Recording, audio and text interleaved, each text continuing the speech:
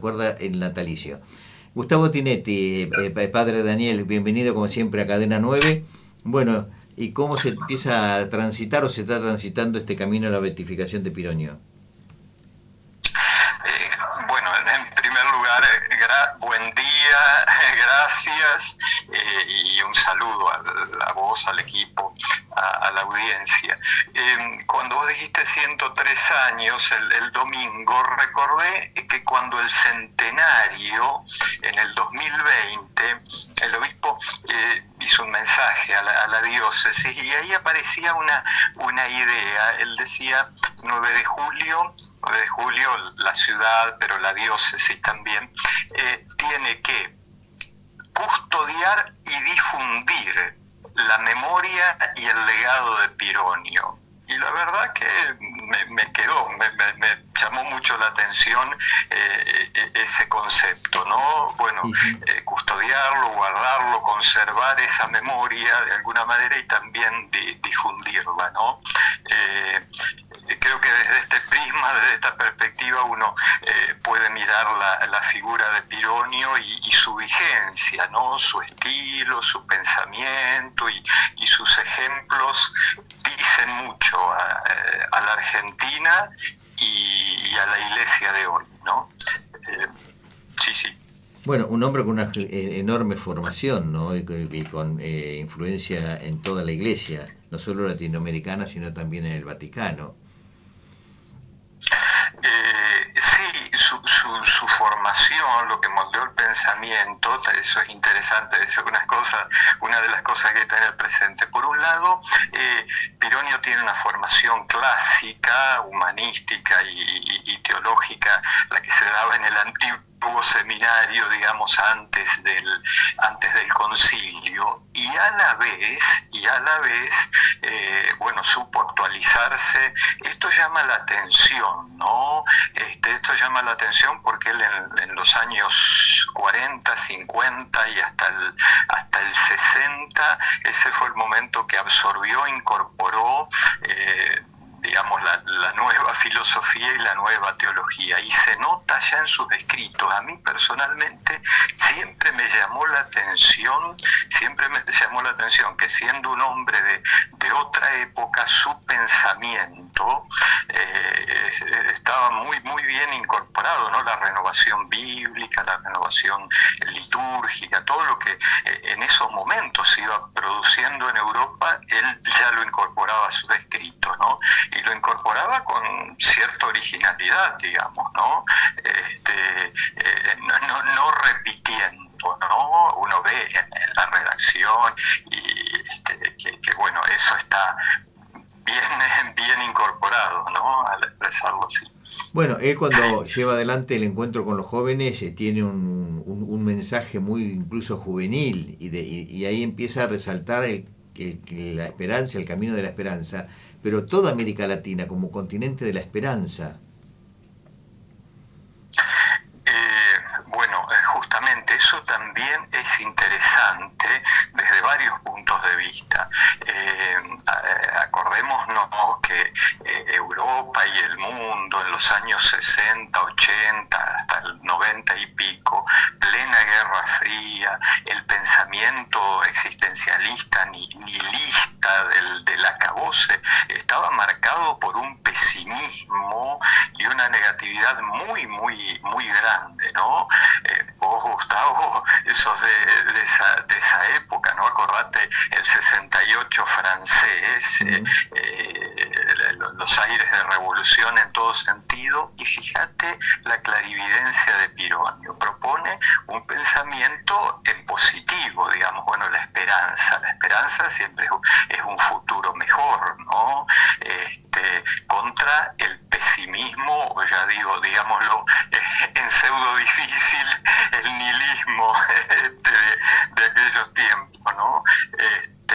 Y bueno, y la esperanza donde se refleja, en los que vienen y en los jóvenes, quienes son los actores de la esperanza, el porvenir, ¿no? Los jóvenes, ¿no? Y bueno, América Latina, que en ese momento era un continente que él conocía muy bien por su trabajo en el CELAM, y bueno, que crecía, ¿no? uno puede decir que las reservas de la humanidad están en las periferias y en el tercer mundo, aún con nuestros problemas y conflictos. Uno puede decir en Asia, en África, en América, hay una reserva de lo que puede cambiar, ¿no? Bueno, ahí en esa época, en ese periodo ya que estás haciendo mención, se originó también unas corrientes importantes de innovación dentro de la iglesia, y hubo algunos sacerdotes, como en aquel entonces el obispo de Avellaneda, Monseñor Podestá, que pensaban que el celibato podía dejarse de lado y integrar precisamente el matrimonio en la vida sacerdotal. Y fue Pironio el que le puso equilibrio a esa situación, en esa relación que tenía con Podestá.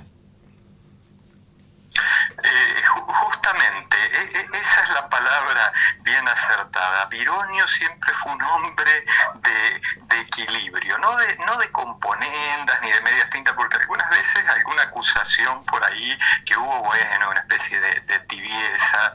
Ya en otro momento les voy a contar esto con la teología de la liberación, la lucha armada y esto. Pero lo que vos decís de Podestá, bueno, Pironio nunca se cerró, no hay una palabra en contra de amagues, digamos, de cambios o de renovación, pero siempre supo también aprovechar valoró la gran tradición de la Iglesia. En el caso del celibato, él fue un defensor, digamos, a ver, yo no sé si decir defensor, sino un propositor, un postulador del celibato, diciendo todavía tiene vigencia, todavía puede hacer mucho bien aquellos hombres y mujeres que se consagren totalmente.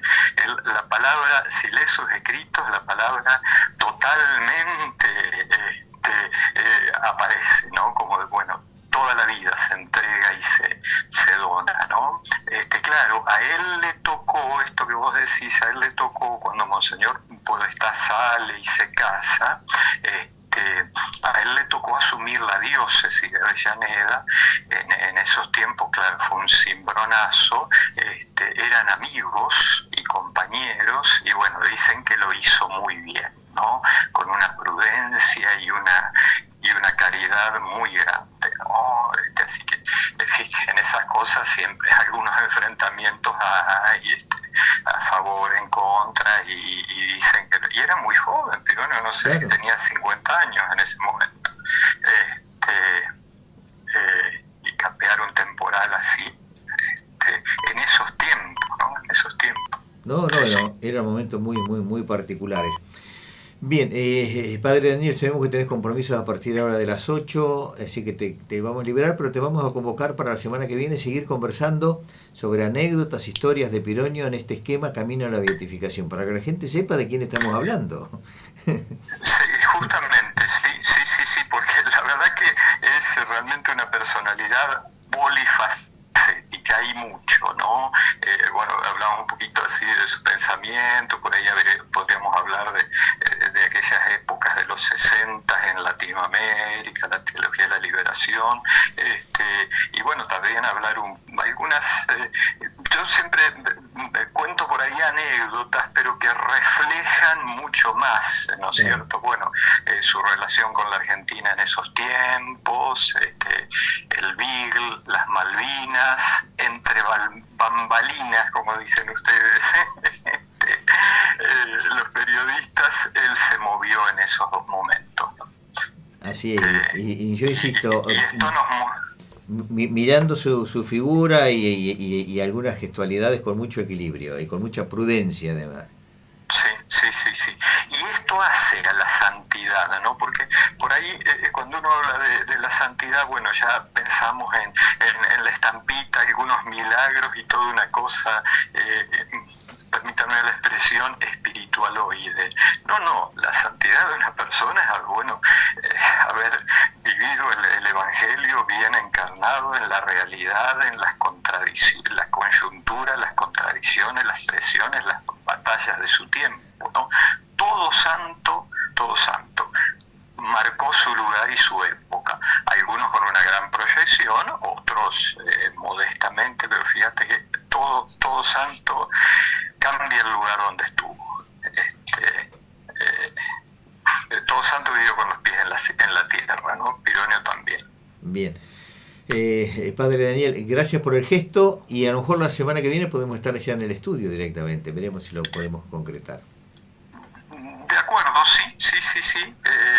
Bueno, vos decime horario y lugar y nos encontramos. Bien, muchísimas gracias por el gesto y empezar a conocer más a Piroño, porque la gente va a tener un santo 9 de julio, decir, y sobre todo los más jóvenes, ¿de quién estamos hablando? Sí, está bien, muy bien, así que, gracias en nombre de la comunidad cristiana, gracias a ustedes por estas posibilidades, ¿no? de difundir, bueno, lo que decía al principio, ¿no? De custodiar y de difundir la memoria de Piroño. Tal cual. Padre Daniel, muchísimas gracias por el gesto, que tengas muy buen día.